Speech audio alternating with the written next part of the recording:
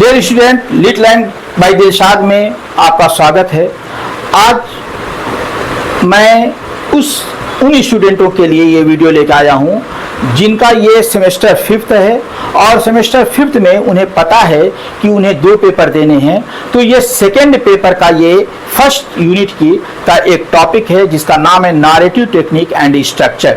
इसमें 4 या 5 टॉपिक्स हैं। देखिए, नंबर 1 है प्लॉट है, कैरेक्टराइजेशन है, नैरेटिव टेक्निक एंड स्ट्रक्चर है, एलिमेंट्स ऑफ नॉवेल है। इसमें ये है 1 2 3 4 है, एलिमेंट्स ऑफ नॉवेल है। तो आज हम बात कर रहे हैं किसकी? नैरेटिव टेक्निक की। इसमें आपको कोई प्रॉब्लम नहीं है, आराम से इसको देखिए। नैरेटिव टेक्निक की बात कर रहे हैं हम, और ये नैरेटिव टेक्निक एंड स्ट्रक्चर जो है आपके सामने है। इसको आराम से देखिए कि क्या है। आप वीडियो के अंत तक बने रहिए, आपको पूरी कहानी समझ में आ जाएगी ये क्या है। सबसे पहले आप जानिए कि what is narrative technique. Narrative technique क्या होती है, किस तरीके से ये किस तरह ये प्रयोग होता है।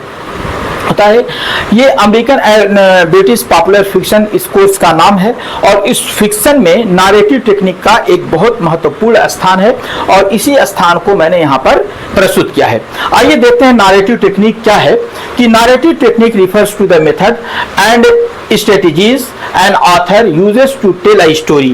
वो क्या करता है? नैरेटिव टेक्निक जो है वो एक ऐसे मेथड को रिफर करता है, शो करता है, और उस स्ट्रेटेजीज को शो करता है, उस जो है रणनीति को शो करता है। कौन सी रणनीति? An author uses to tell a story, जिसके माध्यम से वो जो राइटर होता है वो अपनी कहानी सुनाता है। इट इनकम्पासेस, ये घूमती है कहाँ पर? The perspective.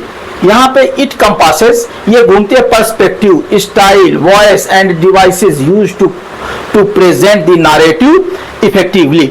ये क्या कहता है कि ये इनकम्पासेस पर्सपेक्टिव, अपने विचार को, निर्णय, दृष्टिकोण, नजरिया, परिप्रेक्ष्य जो भी हो उसका वो अपने दृष्टिकोण को प्रस्तुत करती है, स्टाइल को प्रस्तुत करती है, उसकी वॉइस को प्रस्तुत करती है, डिवाइस को प्रस्तुत करती है, जिसको वो नरेटर प्रयोग करता है, बड़े असरदार ढंग से उसको प्रस्तुत करता है। इसमें इसका जो पर्पस होता है मुख्य रूप से, इसके कई पर्पस होते हैं। जैसा देखिए, controls the flow of the information, वो इंफॉर्मेशन को फ्लो पर कंट्रोल करता है। बिल्ड सस्पेंस, और सस्पेंस क्रिएट करता है। कन्वेस थीम्स, और थीम को कन्वे करता है अर्थात बताता है। एंड इन्फ्लुएंसेस रीडर्स, और रीडर्स को प्रभावित करता है किसके लिए? कि एंगेजमेंट, की वो नॉवेल में या अपने फिक्शन में बने रहें, लास्ट तक इसको पढ़ते रहें। ये बहुत इंपॉर्टेंट चीज होती है। अगर हम इसके स्कोप की बात करते हैं तो इंक्लूड्स पॉइंट ऑफ व्यू। ये जो अगर इसका स्कोप है तो ये इंक्लूड्स पॉइंट ऑफ व्यू, ये विचारों के जो है इसमें शामिल किया रहता है। Voice, tone, stream of consciousness होता है इसमें। इंटीरियर मोनोलॉग होता है। इंटीरियर मोनोलॉग के बारे में अगर आप बात करेंगे कि इंटीरियर मोनोलॉग क्या होता है, तो जो अंदर की बात होती है उसी को इंटीरियर मोनोलॉग कहा जाता है। जो आदमी अंदर अंदर बात करता है उसी को जो है अपनी अंदर की बात को और वो अकेले में समझता है कि मैं कोई सुन नहीं रहा है, और वो बैठा बोलता रहता है, बड़बड़ाता रहता है। उसी को ये कह रहा है कि वो जो मोनोलॉग, इंटीरियर मोनोलॉग जो होता है वो अंदरूनी अपनी बातों कहता है। Dialogue and use of literary devices, और वो अपने डायलॉग को करता है, और इन चीजों को शो करने के लिए वो लिटरेरी डिवाइसेस का प्रयोग करता है। अब इसमें जो टाइप्स आते हैं, टाइप्स ऑफ नैरेटिव टेक्निक क्या होती हैं? Based on point of view. Point of view के आधार पर जो है वो कौन कौन से? First person narrative. देखिए, बहुत इंपॉर्टेंट चीज है कि जब हम कोई कहानी कहते हैं तो एक फर्स्ट पर्सन होता है। इसमें होता क्या है कि story told by a character using IRV। वो जो है, जो फर्स्ट पर्सन नैरेटिव जो होता है, एक स्टोरी होती है जिसमें एक आदमी, जो कैरेक्टर खुद अपनी बात कहता है। वो कहता है I went there, I met, I do, I say, I listen. इस तरीके की चीज होती है। ये नॉर्मली पास्ट इंडेफिनिट टेंस में होती है। Advantage, intimate, subject, deep insight into the narrator's mind. और क्या कहता है, इसकी जो एडवांटेज होते हैं, जो इसका फायदा कहता है, वो इंटीमेट करता है, अर्थात अंतरंग सब्जेक्टिव को प्रस्तुत करता है। जो उसके अंतरंग सब्जेक्टिव होते हैं, जो अंतरंग चीजें होती हैं, वो क्या करता है, जो रुचियां होती हैं, सब्जेक्ट जो होते हैं, उसके विचार होते हैं अंदर के, उसको डीप इनसाइट जो होता है, वो उसके अंदर की जो विस्तृत या गहन जानकारी होती है इनटू द नरेटर्स माइंड, वो नरेटर्स के माइंड में जो भी चीजें होती हैं, डीप जानकारी होती है और विचार जो उसके होते हैं, वो सारी चीजें वो इसमें एक्सप्रेस कर देता है। इसकी एडवांटेज सबसे बड़ी ये है। दूसरी जो है लिमिटेशन, लिमिटेड पर्सपेक्टिव। इसके जो पर्सपेक्टिव्स जो होते हैं वो बहुत लिमिटेड होते हैं। और ये होता क्या है पर्सपेक्टिव, तो reader sees only what the narrator knows. देखिए इसमें एक जो कहने वाला होता है, जो स्टोरी कहने वाला होता है, वो किसी एक इंसिडेंट, जो घटना या जो उसके साथ घटना घटी हुई है, उसी को वो एक्सप्रेस करता है, यानी कि वो कोई अपने फिलोसफिकल थॉट्स उसमें नहीं देता है। ये चीज आ रही है कि insight into the narrator's mind, केवल लिमिटेशन जो होता है व्हाट द नरेटर नोज। आगे होता है, इसका एग्जांपल अगर देखते हैं, the catcher in the rye by JD Salinger. अब थर्ड पर्सन नैरेटिव की जो बात करते हैं, use he she or they. देखिए दूसरे नंबर पर थर्ड पर्सन आता है। फर्स्ट पर्सन जो होता है, ये ज्यादातर फर्स्ट पर्सन होता है, फिर उसके बाद थर्ड पर्सन होता है, ऑमनिसेंट होता है। ये जो थर्ड पर्सन जो ये होता है, थर्ड पर्सन ये पॉइंट ऑफ व्यू होता है, ये ऑमनिसेंट होता है। ऑमनिसेंट के माने सर्वज्ञ होता है। ये बहुत सी चीजें वो जानता है, जिन्हें जो आदमी इसको प्रस्तुत करता है, वो जिसके बारे में वर्णन कर रहा है, यानी कि फर्स्ट पर्सन वो तो हो गया वर्णन करने वाला, वो किसी को अपनी जगह पे रखता है और उसकी पूरी जानकारी लेकर के खुद उसको बयान करता है, और वो उसका नाम तो नहीं लेता या उसका सिंबॉलिक नाम यूज करता है। बहुत सी चीजें होती है, तो इसी को थर्ड पर्सन कहते हैं। इसके पास सारा ज्ञान होता है, क्या होता है, वो सारी चीजों को प्रस्तुत करता है। वो क्या कहता है, ऑमनिसेंट के माने तो ऑल नोइंग नरेटर, वो सब कुछ जानता है और वो नरेट करता है, एक्सप्रेस करता है। Can describe thoughts and events freely, और उसके विचारों को और उसकी घटनाओं को फ्रीली वो व्यक्त करता है। एग्जाम्पल है प्राइड एंड प्रेजुडिस, बहुत शानदार है, इसमें थर्ड पर्सन नैरेटिव है। नेक्स्ट है limited focus on one characters perspective, ये केवल एक कैरेक्टर के पर्सपेक्टिव पर फोकस करता है। Example Harry Potter series, Harry Potter में आप किसी एक चीज पर ही आप देखते होंगे। नेक्स्ट अगर आता objective camera I, narrator's reports only observable action, वो केवल उन्हीं एक्शन को रिपोर्ट करता है या बताता है, नरेट करता है जो ऑब्जर्वेबल होता है, जिसे आप वो देखता है, नॉट थॉट। यानी कि बहुत बार ऐसा होता है कि किसी ने क्या किया ये देखा जाता है, वो क्यों किया, उसके दिमाग में क्या चल रहा था, क्या माइंड में था, ये उसको नहीं बताया जाता है। तो जो नैरेटिव जो होता है, वो जो किए हुए देखता है उसी को एक्सप्रेस करता है, उसके इनर थॉट्स को एक्सप्रेस नहीं कर पाता है। ये इसमें बात कर रहा है। एग्जाम्पल कहता है हेमिंगवे की है हिल्स लाइक व्हाइट एलिफेंट। ये एक है सेकंड पर्सन नैरेटिव। ये देखिए सेकंड पर्सन, अगर आप कोई कहानी पढ़िएगा तो फर्स्ट पर्सन और थर्ड पर्सन नैरेटिव होते हैं ज्यादातर, तो ये सेकंड पर्सन बहुत कम होता है। इसमें देखिए पहले ही वो बता देगा कि use you placing the reader inside the story, आप यू को प्रयोग करता है और उसमें inside the story, inside story में वो उसको प्लेस करता है यू को। रेयर एंड एक्सपेरिमेंटल, ये बहुत कम होती है, मैं पहले ही ऑलरेडी बता दिया कि ये बहुत कम होती है। एग्जाम्पल कह रहे थे bright lights big city by Jay McInerney है, इनके द्वारा इसने bright lights big city by Jay McInerney के ये एग्जाम्पल हैं इसके। अगर हम बात करते हैं मैनिपुलेशन की बात करते हैं कि ये बेस्ड ऑन मैनिपुलेशन, मैनिपुलेशन के माने होता है कुशलतापूर्वक कार्य संचालन या अपना व्यवहार करना, या इसमें एक चीज और ये होती है हेर फेर करना, बातों का हेर फेर करना भी इसमें होता है। बहुत सी चीजें होती हैं। देखिए कोई भी एक चीज होती है ना, तो वो एक पॉइंट पर आगे नहीं बढ़ती है, उसके कई पॉइंट्स होते हैं।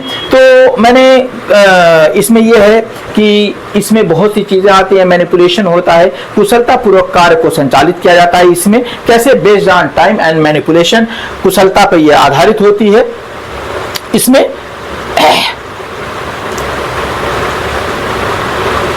आता है लाइन लीनियर नैरेटिव क्रोनोलॉजी। इसमें सबसे पहले जो आती है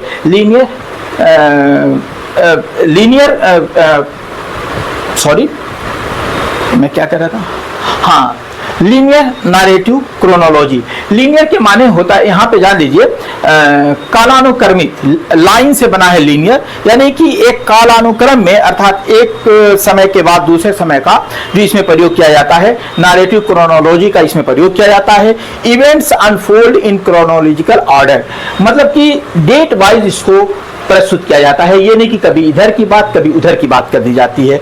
इसमें नॉन लीनियर नैरेटिव्स भी होते हैं। Event presented out of sequence using flashback, flash forward और पैरेलल टाइमलाइंस। एग्जांपल है वदरिंग हाइट्स। बहुत बार ऐसा होता है कि फ्लैशबैक को उसमें लाके दे दिया जाता है। इस तरीके की जो है राइटिंग में ये क्या होता है कि फ्लैशबैक को ला करके इसमें दे दिया जाता है। ये एक बहुत इसकी इंपॉर्टेंट चीज होती है, और इसका एग्जांपल है वदरिंग हाइट्स से। सर्कुलर नैरेटिव जो होते हैं, एंड्स वेयर इट बिगिंस, ये जो होता है कि ये सर्कुलर नैरेटिव क्या है, एंड्स वेयर इट बिगिंस, वहीं पे समाप्त होता है जहां पे से ये शुरू होता है। सबसे इंपॉर्टेंट चीज ये होती है, सर्कुलर नैरेटिव होती है, जहां से शुरू होती है वहीं पे खत्म हो जाती है। फेट आर इनविजिबल, इसमें क्या होता है, fate ends where emphasis fate और इनविजिबिलिटी, ये भाग्य पर या इनविजिबिलिटी पर, अनिवार्यता पर ये फोकस करती है, अपरिहार्यता पर फोकस करती है। देखिए इनविजिबिलिटी के माने यहाँ पर है अपरिहार्यता, अपरिहार्य कार्य जो आप बयान नहीं कर सकते, ऐसी चीजों पे जाकर के ये खत्म हो जाती है। स्ट्रीम ऑफ कॉन्शियसनेस, बहुत इंपॉर्टेंट चीज आती है, भावनाओं का निरंतर प्रवाह इसमें होता है। स्ट्रीम ऑफ कॉन्शियसनेस, इसमें भावनाएं ज्यादा चलती रहती हैं। देखिए क्या होता है, attempts to depict a character's continuous flow of thoughts. इसमें क्या होता है कि वो अटेम्प्ट्स, कोशिश किया तो टू डिपिक्ट, वर्णन करने का, अ कैरेक्टर्स कंटिन्यूअस फ्लो, उसके लगातार फ्लो ऑफ थॉट्स, उसके थॉट्स को लगातार प्रस्तुत किया जाता है। ऐसा ना हो कि उसका जो फ्लो जो है वो डाउन हो जाए। थॉट्स, इमोशन एंड सेंसेशन, और उसका इमोशन होता है, सेंसेशन होता है। एग्जाम्पल कहते हैं जेम्स जॉयसिस यूलिसिस। अगर हम एग्जाम्पल की बात कर देंगे तो जेम्स जॉयसिस की यूलिसिस है, वर्जीनिया वुल्फ की मिस्टर डैलोवे है।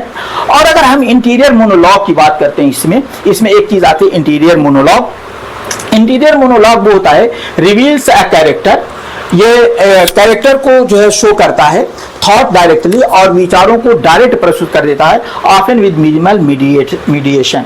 ये मिनिमल मीडिएशन के साथ ये सामने प्रस्तुत कर देता है। इसमें बहुत ज्यादा चीजें नहीं लाई जाती हैं, आराम से चीजों को इसमें प्रस्तुत किया जाता है। नेक्स्ट आता है इपिस्टलरी एंड डायरेक्ट टेक्निक। एक ध्यान दीजिएगा, इसमें इपिस्टलरी आता है। इपिस्टलरी के माने होता है पत्राचार कह लीजिए, या लिख करके बयान करना, या डायरेक्ट टेक्निक का इसमें प्रयोग किया जाता है ज्यादातर।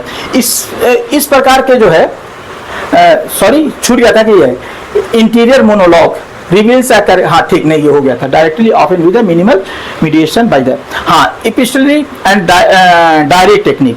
ये जो है पत्र के माध्यम से कोई लेटर लिखता है और उस लेटर में वो अपनी सारी बात कह देता है, या डायरी के माध्यम से उसकी बात कही जाती है। Story is told through letters, diaries और जर्नल्स एंट्रीज, जो जर्नल्स होते हैं उसके माध्यम से भी किया जाता है। अपनी बात कहा जाता है कि मैगजीन में उसने ये लिख दिया था, वो कर दिया था, एक जर्नल्स के माध्यम से भी कहा जाता है। क्रिएट रियलिज्म एंड इंटीमेसी, ये क्या कहता है, ये जो है इसमें सबसे पहली बड़ी चीज ये होती है कि ये रियलिज्म वास्तविकता को क्रिएट करता है, एंड इंटीमेसी घनिष्ठता को शो करता है। और क्या कहता है, एग्जाम्पल है, एग्जाम्पल अगर इसका करेंगे, Dracula by Bram stalker. Next है मल्टीपल और अनरिलायबल नरेटर्स। एक ध्यान दीजिएगा, इसमें एक बहुत इंपॉर्टेंट चीज इसमें आती है, मल्टीपल और अनरिलायबल नरेटर। बहुत बार ऐसा होता है कि चूंकि ये फिक्शन है तो इसमें जो नरेटर होता है वो रिलायबल नहीं होता है, अर्थात जिसके ऊपर भरोसा नहीं किया जा सकता है। तो ये एक चीज बहुत इंपॉर्टेंट इसमें आती है। तो more than one narrator provides different perspective, वो डिफरेंट पर्सपेक्टिव को, एक ऐसा जो है इसमें जो more than one narrator provides, एक से ज्यादा जो नारेटर्स होते हैं वो प्रोवाइड करते हैं डिफरेंस पर्सपेक्टिव, अलग अलग पर्सपेक्टिव को शो करते हैं।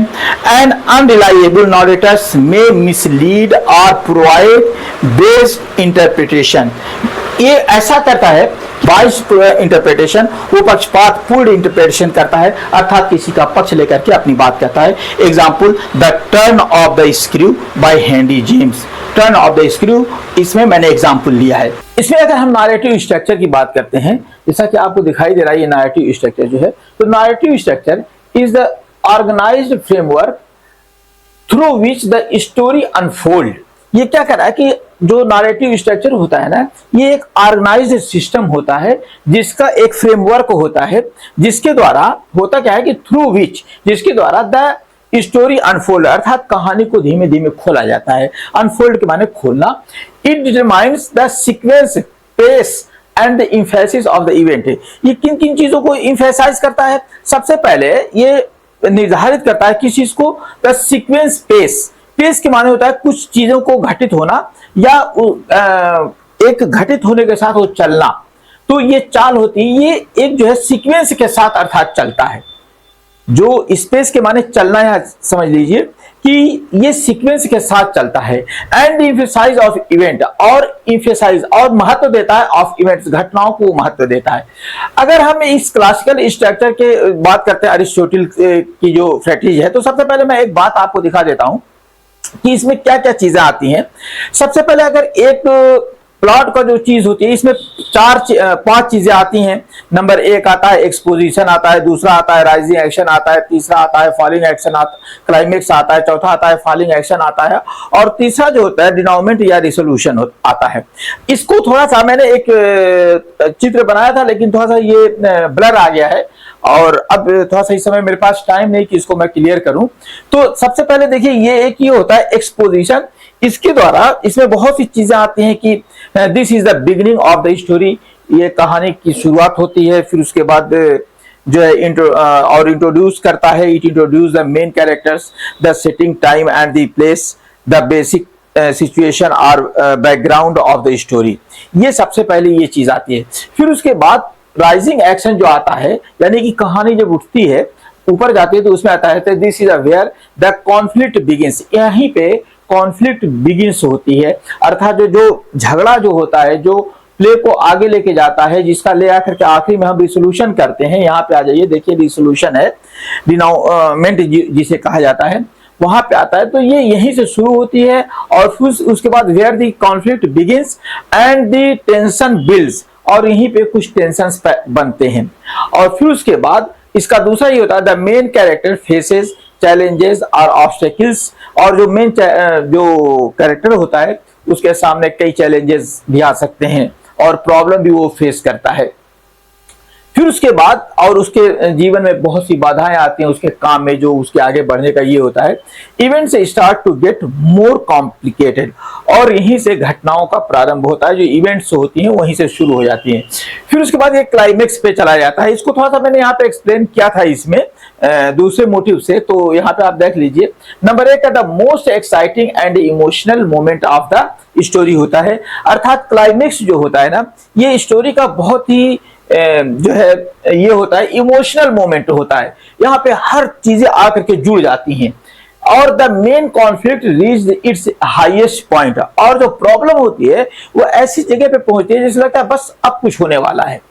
फिर उसके बाद क्या होता है, इसमें तीसरा often the protagonist faces the a major decision और चैलेंज, और अक्सर ऐसा होता है कि क्लाइमेक्स में जाकर के उसको क्या होता है, जो प्रोटोगोनिस्ट होता है अर्थात जो हीरो होता है ना, उसके सामने आ जाती है मेजर डिसीजंस, कि कोई बड़ा फैसला आ जाता है या चैलेंज आ जाता है।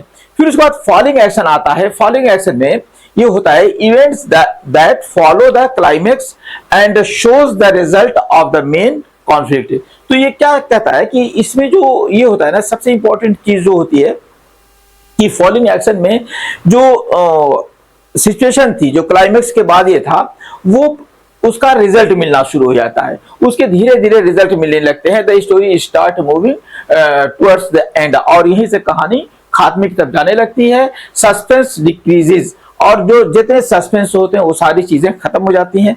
रिसोल्यूशन जो होता है इसमें ये होता है कि सारी चीजें the end of the story, conflicts जो भी लड़ाई झगड़ा होती है वो सारी चीजें खत्म हो जाती है। Resolve and the story comes to the close, और सारी चीजों को रिजॉल्व कर लिया जाता है, सोल्यूशन कर लिया जाता है, हल कर लिया जाता है और कहानी खत्म हो जाती है। We learn what happens to the character, और अंत में हमें कैरेक्टर के साथ क्या हुआ था, क्या चीजें आई थी, वो सब कुछ हमें पता लग जाता है। तो ये होता है जैसा यहाँ पे मैंने इसका एक शार्ट दे दिया, जैसे एक्सपोजिशन किसे कहते हैं, introduce the character and settings, ये कैरेक्टर और सेटिंग को इंट्रोड्यूस करता है। राइजिंग एक्शन होता है development of the conflict and complications, ये बहुत शार्ट मैंने दे दिया है कि डेवलप करता है, जब राइजिंग एक्शन होता है वो डेवलप करता है, कॉन्फ्लिक्ट डेवलप करता है और कॉम्प्लिकेशन डेवलप करता है, उसमें जटिलता लाता है। फिर उसके बाद क्लाइमेक्स होता है टर्निंग पॉइंट और moment of the highest tension, ये टर्निंग पॉइंट होता है और जो है एक ऐसा मोमेंट होता है, एक ऐसा क्षण होता है कि हाईएस्ट टेंशन वहीं पे पहुंच जाता है। इसका जो है चौथा होता है, पांचवा होता है falling action, consequence of the climax, climax का जो फल मिलने लगता है, उसका असर जो दिखाई देने लगता है कि जो क्लाइमेक्स क्या था, उसका कारण क्या था, उसका नतीजा क्या था, तो उसका रिजल्ट हमें मिलने लगता है। डिनोमेंट और रिसोल्यूशन जो होता है, कॉन्फ्लिक्ट रिसोल्यूशन, कॉन्फ्लिक्ट का जो रिसोल्यूशन हो जाता है अर्थात उसका जो है समाधान मिलने लगता है।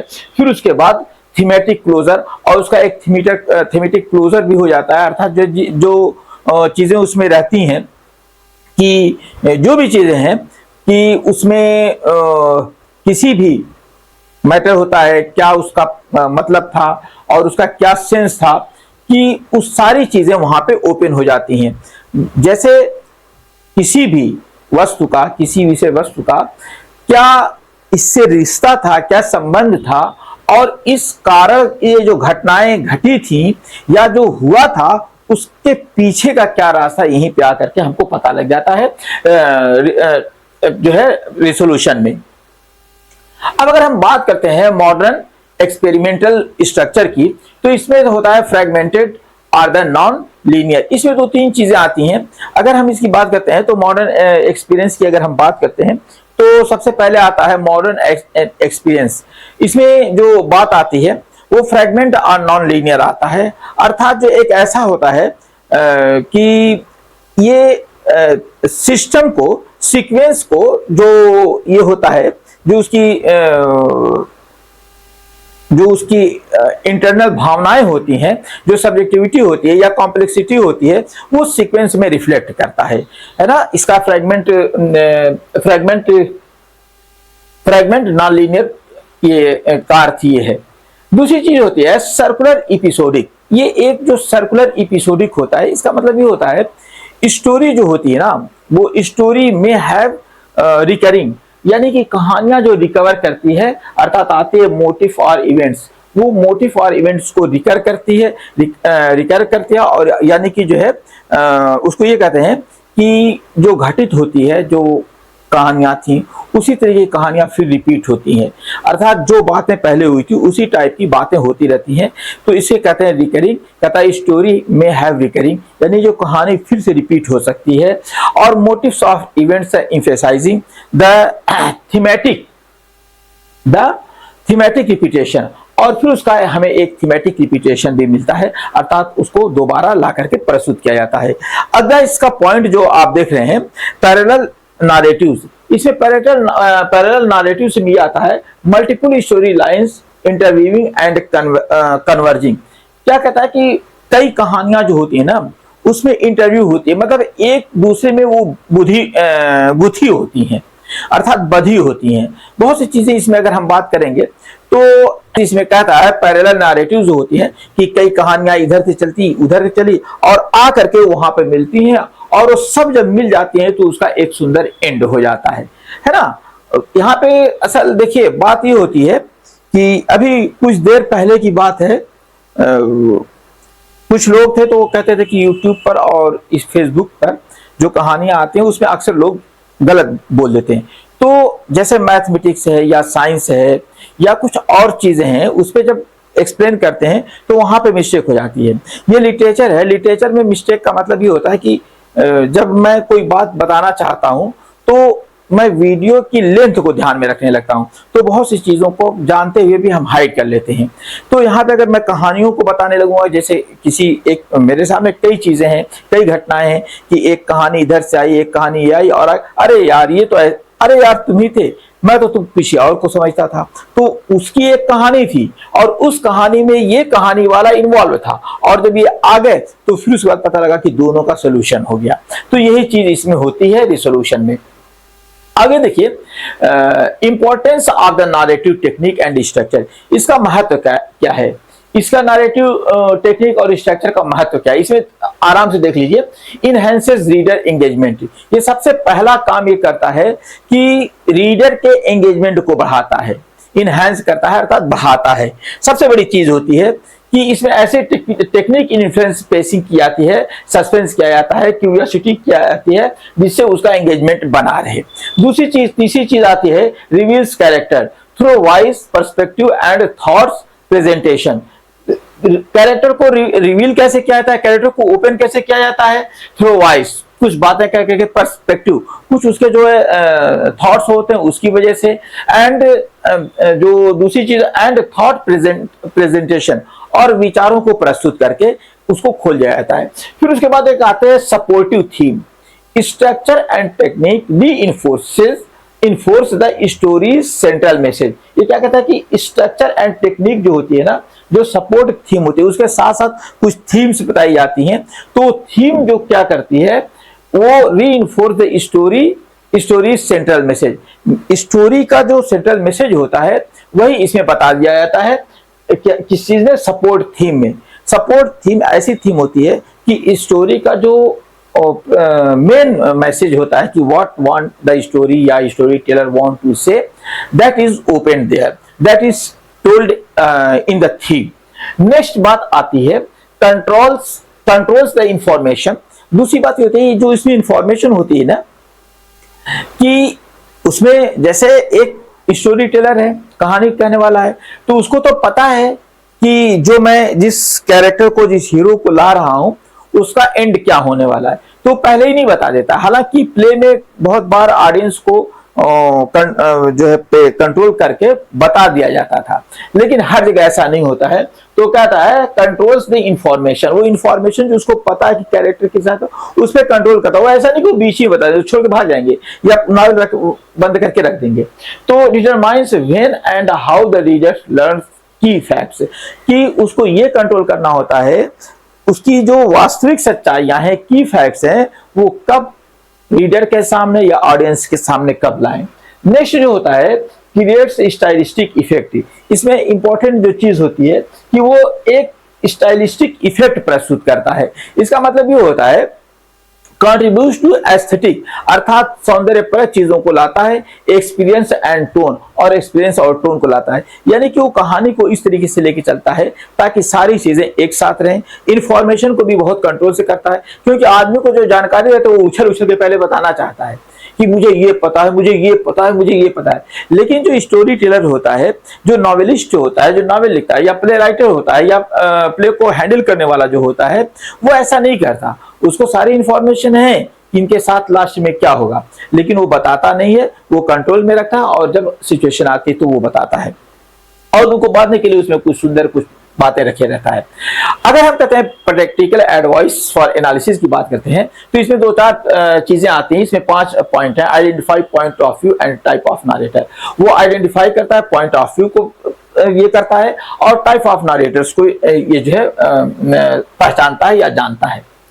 तीसरा था examine how time is organize. वो इसमें एग्जामिन किया जाता है कि टाइम को कैसे ऑर्गेनाइज किया गया है, linear, non linear, arc, circular, जिस भी तरीके से उसको ये किया गया है वो सारी चीजों को उसमें ध्यान दिया जाता है। प्रैक्टिकल अगर हम एडवाइस एनालिसिस करते हैं तो हमें इन सब चीजों को देखना पड़ता है।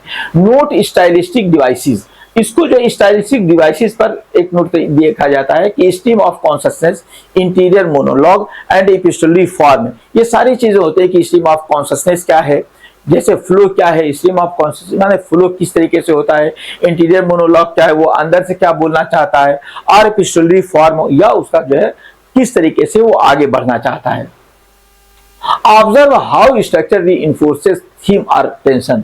ये भी देखा जाता है कि कैसे जो किसी चीज का स्ट्रक्चर रीइंफोर्स करता है थीम और टेंशन को, कि उसकी थीम को या उसमें जो टेंशन है उसको कैसे रीइंफोर्स करता है। लुक फॉर मल्टीपल पर्सपेक्टिव, और वो क्या करता है, वो मल्टीपल पर्सपेक्टिव को उसमें तलाश किया जाता है। लुक फॉर के माने तलाश करना होता है, ये फ्रेज है लुक फॉर। और अनरिलायबल नारेशन, या कुछ ऐसे नारेशन को जो लाया जाता है जो ये लगे कि ये विश्वसनीय नहीं है, ऐसी चीजों को लाया जाता है। अगर हम इसके एग्जाम्पल की बात करते हैं तो यूलिसिस है by James Joyce, stream of consciousness, interior monologue, non linear structure, ये सारी चीजें उसमें मिलती हैं। अगर हम दूसरे एग्जाम्पल की बात करते हैं वदरिंग हाइट्स की बाय इमिली ब्रॉन्टी की है, मल्टीपल नरेटर्स हैं, फ्रेम्ड नारेटिव, और उनकी घटनाओं को नारेशन को फ्रेम किया जाता है, एक जगह ये सिस्टमाइज किया जाता है। ड्राकुला बाई ब्रैम स्टोकर है, एपिस्टोलरी टेक्निक है, इसमें मल्टीपल पर्सपेक्टिव उसमें होते हैं, कई उसमें उसके विचार होते हैं, ये सारी चीजें इसमें लाई जाती हैं। नेक्स्ट आता है the great Gatsby by first person limited linear chronological with the reflective commentary है। इसमें कई चीजें होती है कि जो फर्स्ट पर्सन लिमिटेड लीनियर और क्रोनोलॉजिकल, इसमें डेटा वाइज सिस्टम को ला करके प्रस्तुत किया जाता है, और रिफ्लेक्ट करता है, कमेंट्री को रिफ्लेक्ट करता है। तो ये सारी चीजें थी। अगर आपको कहीं पे भी कोई प्रॉब्लम रही हो तो थोड़ा थोड़ा सा आप इसको देखिएगा, ये इसका मैंने हिंदी भी दे रखा है, आप बस इसको हेल्प के लिए मैंने दिया है, मैंने इसको एक्सप्लेन नहीं किया है, बस शार्ट में इसको रखा है ताकि आपका जो ये जो है बहुत लंबा ना हो जाए। प्रयास ये कीजिए कि इंग्लिश के साथ ही आपको समझ में आता रहे, ताकि इंग्लिश में एग्जाम देंगे और इंग्लिश में आपको लिखना रहेगा। ज्यादातर समझने के लिए मैंने इसको रखा है। आप कोशिश ये कीजिएगा कि इंग्लिश को ही ज्यादा समझने की कोशिश कीजिएगा, इसके ऊपर डिपेंड मत होइएगा। चलिए इस सा हम आगे बढ़ लेते हैं। क्वेश्चन देख लीजिए, इसमें मैंने कुछ क्वेश्चन डाले हैं। सबसे पहला क्वेश्चन है define narrative technique, explain its importance in fiction. कहता है नैरेटिव टेक्निक को डिफाइन कीजिए और इसकी इंपॉर्टेंस इन फिक्शन, फिक्शन में इनका क्या महत्व है, इसको जो है एक्सप्लेन कीजिए। इसको अगर आप थोड़ा थोड़ा करके देखते हैं, पढ़ते हैं, स्टोरी रो करके पढ़िए या इसका स्क्रीनशॉट ले लीजिए। और ये जो है सबसे बड़ी चीज है कि मैं इसका पीडीएफ भी आप में इसमें डाउनलोड करूंगा, आप पीडीएफ से भी इसको पा सकते हैं। दूसरा क्वेश्चन है discuss the different points of view in the narrative technique with the example. Discuss this different point of view को जो है डिस्कस कीजिए। किसमें? इन नैरेटिव टेक्निक में कौन कौन से विचार को प्रस्तुत किया जाता है, उसको एग्जाम्पल के साथ प्रस्तुत करना है। ये आप देख लीजिए, सारी चीजें हैं, इसमें बहुत सी चीजें आती हैं, मैं इसको पढ़ूंगा नहीं, वीडियो लंबा हो जाता है। तो इसके जो है एक एक पॉइंट है, आप हर पॉइंट को ध्यान दीजिएगा। और फिर उसके बाद आपका ये तीसरा क्वेश्चन है। तीसरे क्वेश्चन में कराए explain stream of consciousness as a narrative technique. Stream of consciousness को नैरेटिव टेक्निक के फॉर्म में as a narrative technique with example के साथ इसे एक्सप्लेन करना है। ये भी एक शानदार क्वेश्चन है, आप ध्यान दीजिएगा, पूछा जाता है ये अक्सर। और इसको देखिए, ये भी है। फिर उसके बाद आपके सामने चौथा क्वेश्चन आता है, इसको देखिए चौथे क्वेश्चन का क्या सिस्टम है। चौथा question what is a narrative structure. Narrative structure क्या है, डिस्कस टाइप विद एग्जांपल। इसके टाइप और एग्जांपल के साथ इसको आपको बताना है। ये भी देख लीजिए कितने तरीके के नैरेटिव स्ट्रक्चर होते हैं। टाइप्स ऑफ नैरेटिव स्ट्रक्चर में ये सारी चीजें मिलेंगी। इसमें जितने भी हैं ये 5 हैं। फिर उसके बाद इन 5 को आपको ये कर देना है। ये देखिए, इसमें 5वां क्वेश्चन जो मैं आपको एज ए मॉडल दिया हूं वो है compare traditional and modern narrative technique. Compare traditional और मॉडर्न नैरेटिव टेक्निक को कंपेयर करना है, तुलना करनी है। इसको भी देख लीजिए, थोड़ा सा हल्के में देख लीजिए। और इसको ये क्या करा है, इसमें इसको मैं डिफरेंशिएट किया हूं दोनों को। तो ये आपका क्वेश्चन था। और इसके साथ जो है दोस्तों, अगर आपको ये कहानी, ये वीडियो अच्छा लगे तो अपने दोस्तों को शेयर कर दीजिएगा। और बहुत सी चीजें हैं, अगर आपको कोई प्रॉब्लम हो, दिए एग्ज़ाम से रिलेटेड या बीए से रिलेटेड या एमए से रिलेटेड, तो आप कमेंट में बताइए, मैं ज़रूर उसका सोल्यूशन निकालने की कोशिश करूँगा, प्रयास करूँगा। मिलते हैं अगले वीडियो में। Thank you.